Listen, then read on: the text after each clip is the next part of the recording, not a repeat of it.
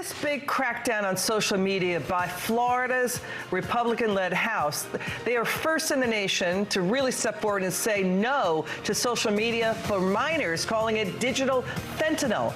New York, also the first city to designate social media a, quote, public health threat to minors. Parents Defending Education, Nicole, Neily, next to break it down. Back with us now, Parents Defending Education President and founder Nicole Neily. Nicole, it's good to have you on. You know, Nicole, there's been a growing pushback among the states against social media like Twitter, Instagram, Facebook, and more, and TikTok for being really detrimental to the mental health of teenagers. What do you make of Florida, its Republican-led House, overwhelmingly passing a ban on social media for children under age 16? How are they going to pull that off? Well, this is an issue that certainly has been of concern to parents. We polled about this a little over a year ago, and 2/3 of parents are deeply concerned about the impact that social media has on their children. So I'm not surprised.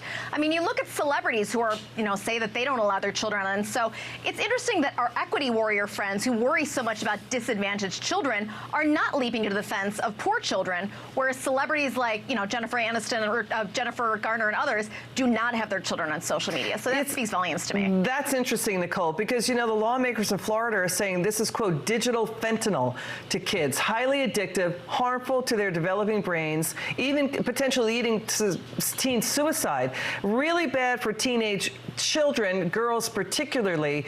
A lot of anxiety on the part of teenagers and young children. So, but how can they pull it off? How do you, basically, I think they're saying it's up to social media, you got to stop it. We're going to force you to block minors. Couldn't they just get an alias and go on another account, though? I mean, certainly, and I'm not a constitutional scholar, so I think there probably are implementation problems. But this is an issue that I think a lot of families feel very concerned about. And I think that, when we see people who are getting products like social media for free, they fail to realize that at the end of the day, the product then is you. It's your data. It's your, it's your information.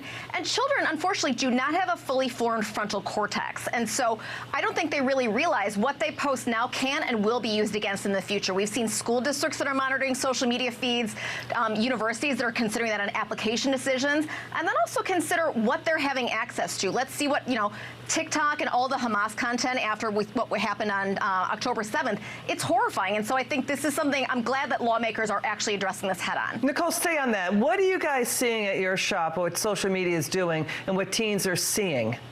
Certainly, I mean, we have seen, and I know the House of Representatives looked into just what kinds of things are coming up in the algorithm. The fact that we had young people who were saying that they agreed with Osama bin Laden, saying that America is a bad country, things like that are being prioritized over platforms like TikTok is something that really is worrisome because I think many of us don't understand how this works. And children are very, very young. I mean, to have a 10-year-old, a 12-year-old, a 14-year-old that has access to these things and can post things that will live on the internet forever is something that none of us really have, I think, thought through the implications of. So, Florida's in line with several other states also attempting to do this crackdown on minors using, quote, addictive apps, harmful to mental health. An age verification law passed in Utah. New York City now the first city to say, social media is a public health hazard. Your word on that. I mean, it's interesting, that I would never think that New York would jump to the defense of children like this, right? I mean, they also say that hate speech is a problem.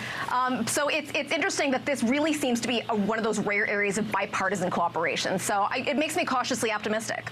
So you think big tech is going to sue back, or what can big tech do? Of course big tech will sue back, right? They have more money than God. And so, we'll see how this all plays out in the courts. Yeah, but it's about the algorithms. Final word. Are they doing a good job or bad job? A terrible job. It's horrifying to see what we have access to and what our children have access to here in America versus what even is available on TikTok in China. I think, that raises major concerns. Nicole Neily, always terrific. Thank you for joining us. It's good to see you.